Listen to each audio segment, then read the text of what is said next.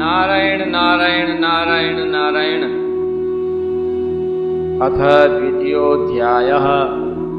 दूसरा अध्याय। वसुदेव जी के पास श्री नारद जी का आना और उन्हें राजा जनक तथा नौ योगीश्वरों का संवाद सुनाना। श्री सुखदेव जी कहते हैं, कुरुनंदन देवर्षि नारद के मन में भगवान श्री कृष्ण की सन्निधि में रहने की बड़ी लालसा थी।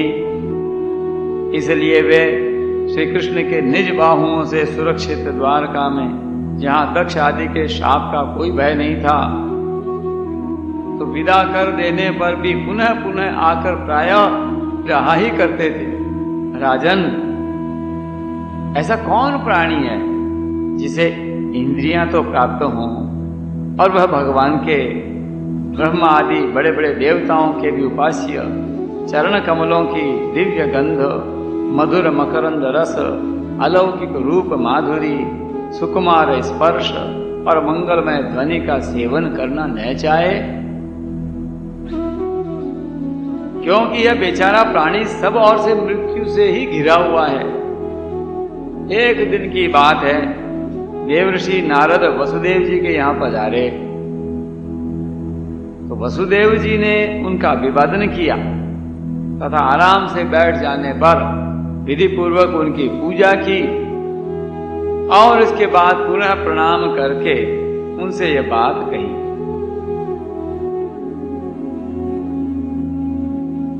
भगवन् भवतो यात्रा स्वस्थये सर्वदेहिनां कृपणानां यथा पित्रो उत्तम श्लोक वर्तमनाम। वसुदेव जी ने कहा, संसार में माता पिता का आगमन, पुत्रों के लिए और भगवान की ओर अग्रसर होने वाले साधु संतों का पदार्पण प्रपंच में उलझे हुए दीन दुखियों के लिए बड़ा ही सुखकर और बड़ा ही मंगलमय होता है। परंतु भगवान, आप तो स्वयं भगवानमय भगवत स्वरूप हैं। आपका चलना फिरना तो समस्त प्राणियों के कल्याण के लिए ही होता है। देवताओं के चरित्र भी कभी प्राणियों के दुख के हेतु तो कभी सुख के हेतु बन जाते हैं, परंतु जो आप जैसे भगवत प्रेमी पुरुष हैं, जिनका हृदय, प्राण, जीवन सब कुछ भगवान में हो गया है, उनकी तो प्रत्येक चेष्टा समस्त प्राणियों के कल्याण के लिए ही होती है। जो लोग देवताओं का जिस प्रकार भजन करते हैं, देवता भी परछाई के समान ठीक उसी रीति से भजन करने वालों को फल देते हैं। क्योंकि देवता कर्म के मंत्री हैं, अधीन हैं, परंतु सतपुरुष दीनवत्सल होते हैं, अर्थात जो सांसारिक संपत्ति एवं साधन से भी हीन है, उन्हें अपनाते हैं। ब्रह्मन, यद्यपि हम आपके शुभागमन और शुभ दर्शन से ही कृतकृत्य हो गए हैं, तथापि आपसे उन धर्मों के साधनों के संबंध में प्रश्न कर रहे हैं जिनको मनुष्य श्रद्धा से सुन भर ले तो इस सब ओर से भयदायक संसार से मुक्त हो जाए। पहले जन्म में मैंने मुक्ति देने वाले भगवान की आराधना तो की थी, परंतु इसलिए नहीं कि मुझे मुक्ति मिले। मेरी आराधना का उद्देश्य था कि वे मुझे पुत्र रूप में प्राप्त हों। उस समय मैं भगवान की लीला से मुग्ध हो रहा था। सुव्रत, अब आप मुझे ऐसा उपदेश दीजिए जिससे मैं इस जन्म मृत्यु रूप भयावह संसार से, जिसमें दुख भी सुख का विचित्र और मोहक रूप धारण करके सामने आते हैं, अनायास ही पार हो जाऊं। श्री सुखदेव जी कहते हैं, राजन, बुद्धिमान वसुदेव जी ने भगवान के स्वरूप और गुण आदि के श्रवण के अभिप्राय से ही यह प्रश्न किया था। देवर्षि नारद उनका प्रश्न सुनकर भगवान के अचिंत्य अनंत कल्याणमय गुणों के स्मरण में तन्मय हो गए और प्रेम एवं आनंद में भरकर वसुदेव जी से बोले, सम्यगेतद्व्यवसितं भवता सात्वतर्षभ यत्पृच्छसे भागवतान् धर्मान् स्तवं विश्वभावनान्। नारद जी ने कहा, यदुवंश शिरोमणि, तुम्हारा यह निश्चय बहुत ही सुंदर है, क्योंकि यह भागवत धर्म के संबंध में है, जो सारे विश्व को जीवन दान देने वाला है, पवित्र करने वाला है। वसुदेव जी, यह भागवत धर्म एक ऐसी वस्तु है जिसे कानों से सुनने, वाणी से उच्चारण करने, चित्त से स्मरण करने, हृदय से स्वीकार करने, या कोई इसका पालन करने जा रहा हो तो उसका अनुमोदन करने से ही मनुष्य उसी क्षण पवित्र हो जाता है, चाहे वह भगवान का एवं सारे संसार का द्रोही ही क्यों न हो। सद्यः पुनादि सद्धर्मो देव विश्वद्रोही, जिनके गुण, लीला और नाम आदि का श्रवण तथा कीर्तन पतितों को भी पावन करने वाला है, उन्हीं परम कल्याण स्वरूप मेरे आराध्य देव भगवान नारायण का तुमने आज मुझे स्मरण कराया है। धन्य। स्मारितो भगवान अद्य देवो नारायणो मम। वसुदेव जी, तुमने मुझसे जो प्रश्न किया है इसके संबंध में संत पुरुष एक प्राचीन इतिहास कहा करते हैं। वह इतिहास है ऋषभ के पुत्र नव योगीश्वरों और महात्मा विदेह का शुभ संवाद। तुम जानते ही हो कि स्वयंभुव मनु के एक प्रसिद्ध पुत्र थे प्रियव्रत। प्रियव्रत के आग्नेत्र, आग्नेत्र के नाभि और नाभि के पुत्र हुए ऋषभ। शास्त्रों ने उन्हें भगवान वासुदेव का अंश कहा है। मोक्ष धर्म का उपदेश करने के लिए उन्होंने अवतार ग्रहण किया था। उनके 100 पुत्र थे और सबके सब वेदों के पारदर्शी विद्वान थे। उनमें सबसे बड़े थे राजर्षि भरत। वे भगवान नारायण के परम प्रेमी भक्त थे। उन्हीं के नाम से यह भूखंड, जो पहले अजनाब वर्ष कहलाता था, भारत वर्ष कहलाया। यह भारत वर्ष भी एक अलौकिक स्थान है। राजर्षि भरत ने सारी पृथ्वी का राज्य भोग किया, परंतु अंत में इसे छोड़कर वन में चले गए। वहां उन्होंने तपस्या के द्वारा भगवान की उपासना की और 3 जन्मों में वे भगवान को प्राप्त हुए।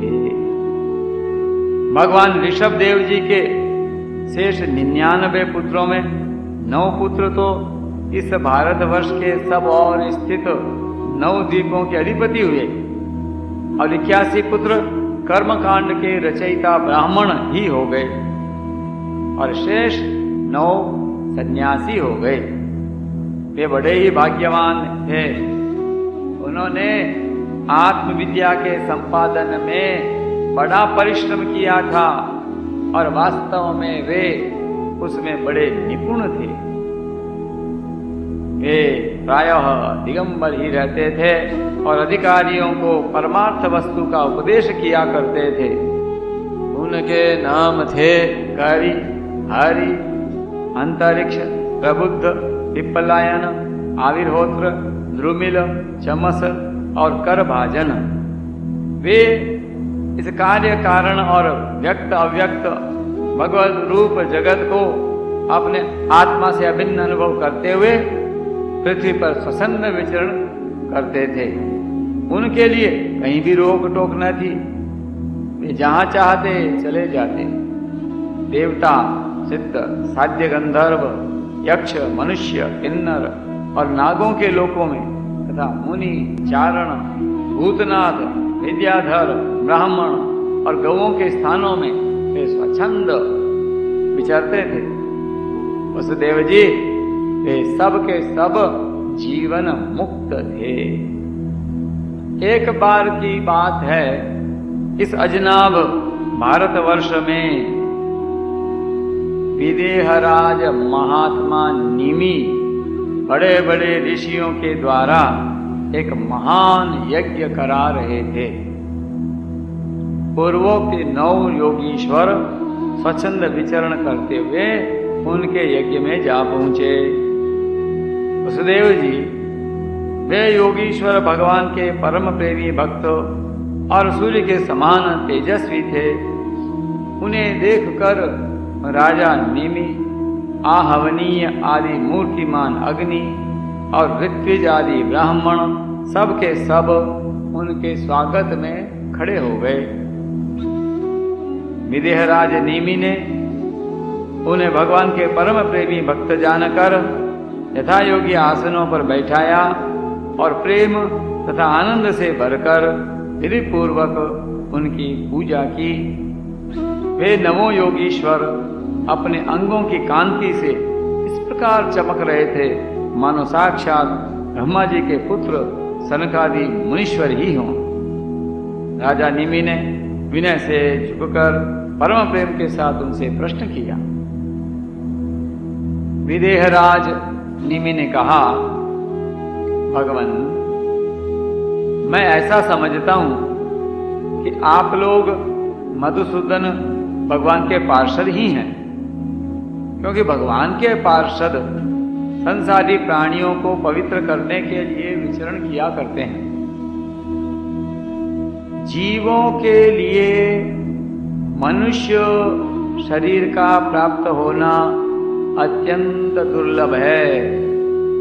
दुर्लभो मानुषो देहो, और यदि वह प्राप्त भी हो जाता है तो प्रतिक्षण मृत्यु का भय सिर पर सवार रहता है, क्योंकि वह क्षणभंगुर है। इसलिए अनिश्चित मनुष्य जीवन में भगवान के प्यारे और उनको प्यार करने वाले भक्तजनों का, संतों का दर्शन तो और भी दुर्लभ है। तत्रापि दुर्लभम मन्ये वैकुंठ प्रिय दर्शनम। इसलिए त्रिलोक पावन महात्माओं, हम आप लोगों से यह प्रश्न करते हैं कि परम कल्याण का स्वरूप क्या है और उसका साधन क्या है। इस संसार में आधे क्षण का सत्संग भी मनुष्यों के लिए परम निधि है। संसारेस्मिन् क्षणार्धोपि सत्संग सेवधीर नृणाम। योगीश्वरों, यदि हम सुनने के अधिकारी हों तो आप कृपा करके भागवत धर्मों का उपदेश कीजिए, क्योंकि उनसे जन्मादि विकार से रहित एक रस भगवान श्री कृष्ण प्रसन्न होते हैं और उन धर्मों का पालन करने वाले शरणागत भक्तों को अपने आप तक का दान कर डालते हैं। भक्त वत्सल भगवान की जय, शरणागत वत्सल भगवान की जय। देव ऋषि नारद ने कहा, वसुदेव जी, जब राजा निमि ने उन भगवत प्रेमी संतों से यह प्रश्न किया, तब उन लोगों ने बड़े प्रेम से उनका और उनके प्रश्न का सम्मान किया और सदस्य तथा ऋत्विजों के साथ बैठे हुए राजा निमि से बोले। पहले उन 9 योगीश्वरों में से कवि जी ने कहा, राजन, भक्तजनों के हृदय से कभी दूर न होने वाले अच्युत भगवान के चरणों की नित्य निरंतर उपासना ही इस संसार में परम कल्याण आत्यंतिक क्षेम है और सर्वथा भय शून्य है, ऐसा मेरा निश्चित मत है। मन्ये अकुतश्चित भयम अच्युतस्य पादाम्बुजोपासनम अत्र नित्यम। देह गेह आदि तुच्छ एवं असत पदार्थों में अहंता एवं ममता हो जाने के कारण जिन लोगों की चित्त वृत्ति उद्विग्न हो रही है, उनका भय भी इस उपासना का अनुष्ठान करने पर पूर्णतया निवृत्त हो जाता है। भगवान ने भोले भाले अज्ञानी पुरुषों को भी सुगमता से साक्षात अपनी प्राप्ति के लिए जो उपाय स्वयं श्री मुख से बतलाए हैं, उन्हें ही भागवत धर्म समझो। राजन, इन भागवत धर्मों का अवलंबन करके मनुष्य कभी विघ्नों से पीड़ित नहीं होता और नेत्र बंद करके दौड़ने पर भी, अर्थात विधि विधान में त्रुटि हो जाने पर भी, न तो मार्ग से स्खलित ही होता है और न तो पतित, न तो फल से वंचित ही होता है। सच्चिदानंद भगवान की भागवत धर्म का पालन करने के लिए यह नियम नहीं है कि वह एक विशेष प्रकार का ही कर्म करे।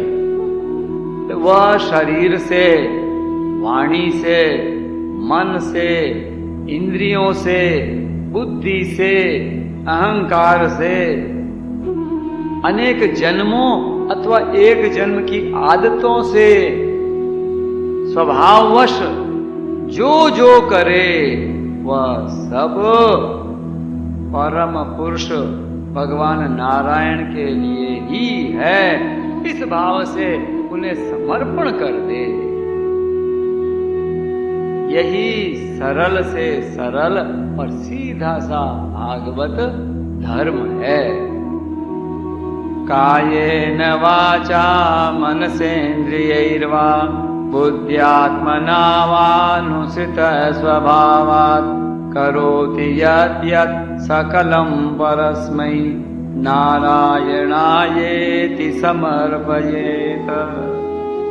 ईश्वर से विमुख पुरुष को उनकी माया से अपने स्वरूप की विस्मृति हो जाती है और इस विस्मृति से ही मैं देवता हूं, मैं मनुष्य हूं, इस प्रकार का भ्रम विपर्यय हो जाता है। इस देह आदि अन्य वस्तु में अभिनिवेश तन्मयता होने के कारण ही बुढ़ापा, मृत्यु, रोग आदि अनेकों भय होते हैं। इसलिए अपने गुरु को ही आराध्य देव परम प्रियतम मानकर अनन्य भक्ति के द्वारा उस ईश्वर का भजन करना चाहिए। राजन, सच पूछो तो भगवान के अतिरिक्त, आत्मा के अतिरिक्त और कोई वस्तु है ही नहीं, परंतु न होने पर भी इसकी प्रतीति, इसका चिंतन करने वाले को उसके चिंतन के कारण, उधर मन लगने के कारण ही होती है। जैसे स्वप्न के समय स्वप्न दृष्टा की कल्पना से अथवा जागृत अवस्था में नाना प्रकार के मनोरथों से एक विलक्षण ही सृष्टि दिखने लगती है। इसलिए विचारवान पुरुष को चाहिए कि सांसारिक कर्मों के संबंध में ये संकल्प विकल्प करने वाले मन को रोक दे, कैद कर ले। बस ऐसा करते ही उसे अभय पद की, परमात्मा की प्राप्ति हो जाएगी। संसार में भगवान के जन्म की और लीला की बहुत सी मंगलमयी कथाएं प्रसिद्ध हैं, उनको सुनते रहना चाहिए। उन गुणों और लीलाओं का स्मरण दिलाने वाले भगवान के बहुत से नाम भी प्रसिद्ध हैं। लाज संकोच छोड़कर उनका गान करते रहना चाहिए। इस प्रकार किसी भी व्यक्ति, वस्तु और स्थान में आसक्ति न करके विचरण करते रहना चाहिए। शृण्वन् सुभद्राणि धृताङ्गपाणिर्जन्मानि कर्माणि च यानि लोके गीतानि नामानि तदर्थकानि गायन् विलज्जो विचरेद संगः। जो इस प्रकार विशुद्ध व्रत नियम ले लेता है, उसके हृदय में अपने परम प्रियतम प्रभु के नाम कीर्तन से अनुराग का, प्रेम का अंकुर उग आता है। उसका चित्त द्रवित हो जाता है। अब वह साधारण लोगों की स्थिति से ऊपर उठ जाता है, लोगों की मान्यताओं, धारणाओं से परे हो जाता है। दम्भ से नहीं, स्वभाव से ही मतवाला सा होकर कभी खिलखिलाकर हंसने लगता है, तो कभी फूट फूट कर रोने लगता है, कभी ऊंचे स्वर से भगवान को पुकारने लगता है, तो कभी मधुर स्वर से उनके गुणों का गान करने लगता है। कभी कभी जब वह अपने प्रियतम को अपने नेत्रों के सामने अनुभव करता है, तब उन्हें रिझाने के लिए उनके सामने नृत्य भी करने लगता है। यह हो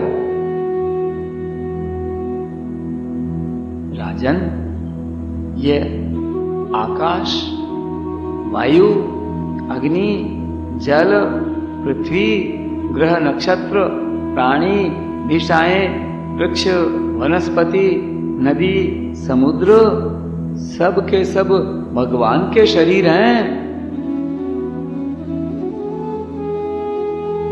खम वायुमग्निम सलिलम महिं च ज्योतिंषि सत्त्वानि दिशो ध्रुवादीन सरित समुद्रांश हरे शरीरम यत्किंच भूतम प्रणमेदनन्यः। ऐसा समझकर वह जो कोई भी उसके सामने आ जाता है, चाहे वह प्राणी हो या अप्राणी, उसे अनन्य भाव से, भगवत भाव से प्रणाम करता है। जैसे भोजन करने वाले को प्रत्येक ग्रास के साथ ही तुष्टि, तृप्ति, सुख, पुष्टि, जीवन शक्ति का संचार और क्षुधा निवृत्ति, ये तीनों एक साथ हो जाते हैं, वैसे ही जो मनुष्य भगवान के शरण लेकर उनका भजन करने लगता है, उसे भजन के प्रत्येक क्षण में भगवान के प्रति प्रेम, अपने प्रेमास्पद प्रभु के स्वरूप का अनुभव और उनके अतिरिक्त अन्य वस्तुओं में वैराग्य, इन तीनों की एक साथ ही प्राप्ति होती जाती है। भक्ति परेशानुभवो विरक्तिर अन्यत्र चैष त्रिक एक कालः प्रपद्यमानस्य यथाश्नकः स्युः तुष्टि पुष्टि क्षुरपायोनुघासम। राजन, इस प्रकार जो प्रतिक्षण एक एक वृत्ति के द्वारा भगवान के चरण कमलों का ही भजन करता है, उसे भगवान के प्रति प्रेममयी भक्ति, संसार के प्रति वैराग्य और अपने प्रियतम भगवान के स्वरूप की स्फूर्ति, ये सब अवश्य ही प्राप्त होते हैं और वह भागवत हो जाता है। और जब ये सब प्राप्त हो जाते हैं, तब वह स्वयं परम शांति का अनुभव करने लगता है। राजा नीमि ने पूछा, योगेश्वर, अब आप कृपा करके भगवत भक्त का लक्षण वर्णन कीजिए। उसके क्या धर्म है और कैसा स्वभाव होता है, वह मनुष्यों के साथ व्यवहार करते समय कैसा आचरण करता है, क्या बोलता है और किन लक्षणों के कारण भगवान का प्यारा होता है। अब 9 योगीश्वरों में से दूसरे हरि जी बोले, राजन, आत्मस्वरूप भगवान समस्त प्राणियों में आत्मा रूप से, नियंता रूप से स्थित है। जो कहीं भी न्यूनाधिकता न देखकर सर्वत्र परिपूर्ण भगवत सत्ता को ही देखता है, और साथ ही समस्त प्राणी और समस्त पदार्थ आत्मस्वरूप भगवान में ही आधेय रूप से अथवा अध्यस्त रूप से स्थित हैं, अर्थात वास्तव में भगवत स्वरूप ही हैं। इस प्रकार जिसका अनुभव है, ऐसी जिसकी सिद्ध दृष्टि है, उसे भगवान का परम प्रेमी उत्तम भागवत समझना चाहिए। जो भगवान से प्रेम, उनके भक्तों से मित्रता, दुखी और अज्ञानियों पर कृपा तथा भगवान से द्वेष करने वालों की उपेक्षा करता है, वह मध्यम कोटि का भागवत है। और जो भगवान के अर्चा विग्रह, मूर्ति आदि की पूजा तो श्रद्धा से करता है, परंतु भगवान के भक्तों या दूसरे लोगों की विशेष सेवा शुश्रूषा नहीं करता, वह साधारण श्रेणी का भगवत भक्त है। जो श्रोत्र, नेत्र आदि इंद्रियों के द्वारा शब्द, रूप आदि विषयों का ग्रहण तो करता है, परंतु अपनी इच्छा के प्रतिकूल विषयों से द्वेष नहीं करता और अनुकूल विषयों के मिलने पर हर्षित नहीं होता। उसकी यह दृष्टि बनी रहती है कि यह सब हमारे भगवान की माया है। वह पुरुष उत्तम भागवत है। संसार के धर्म हैं जन्म, मृत्यु, भूख, प्यास, श्रम, कष्ट, भय और तृष्णा। ये क्रमशः शरीर, प्राण, इंद्रिय, मन और बुद्धि को प्राप्त होते ही रहते हैं। जो पुरुष भगवान की स्मृति में इतना तन्मय रहता है कि इनके बार बार होते रहने पर भी उनसे मोहित नहीं होता, पराभूत नहीं होता, वह उत्तम भागवत है। जिसके मन में विषय भोग की इच्छा, कर्म प्रवृत्ति और उनके बीज वासनाओं का उदय नहीं होता, और जो एकमात्र भगवान वासुदेव में ही निवास करता है, वह उत्तम भगवत भक्त है। जिनका इस शरीर में न तो सत्कुल में जन्म, तपस्या आदि कर्म से तथा न वर्ण, आश्रम एवं जाति से ही अहम भाव होता है, वह निश्चय ही भगवान का प्यारा है। जो धन संपत्ति अथवा शरीर आदि में यह अपना है और यह पराया, इस प्रकार का भेदभाव नहीं रखता, समस्त पदार्थों में समस्वरूप परमात्मा को देखता रहता है, समभाव रखता है तथा किसी भी घटना अथवा संकल्प से विक्षिप्त न होकर शांत रहता है, वह भगवान का उत्तम भक्त है। राजन, बड़े बड़े देवता और ऋषि मुनि भी अपने अंतःकरण को भगवानमय बनाते हुए जिन्हें ढूंढते रहते हैं, भगवान के ऐसे चरण कमलों से आधे क्षण आधे पल के लिए भी जो नहीं हटता, निरंतर उन चरणों की सन्निधि और सेवा में ही संलग्न रहता है, यहाँ तक कि कोई स्वयं उसे त्रिभुवन की राज्य लक्ष्मी दे तो भी वह भगवत स्मृति का तार नहीं तोड़ता, उस राज्य लक्ष्मी की ओर ध्यान ही नहीं देता। वही पुरुष वास्तव में भगवत भक्त और वैष्णवों में अग्रगण्य है, सबसे श्रेष्ठ है। त्रिभुवन विभव हेतवेद्य पुट्ठ स्मृति रजितात्म सुरादिभिर्विज्ञात न चलति भगवत पदारविन्दात् लव निमिषार्धमपि यह स वैष्णवाग्र्यः।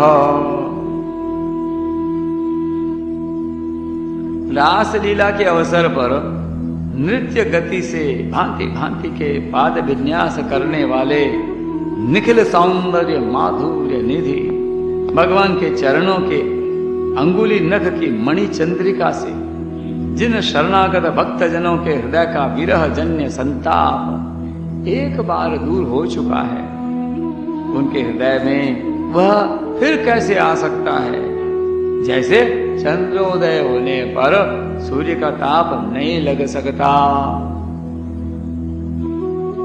विवशता से नामोच्चारण करने पर भी संपूर्ण अघराशि को नष्ट कर देने वाले स्वयं भगवान श्री हरि, जिसके हृदय को क्षण भर के लिए भी नहीं छोड़ते हैं, क्योंकि उसने प्रेम की रस्सी से उनके चरण कमलों को बांध रखा है।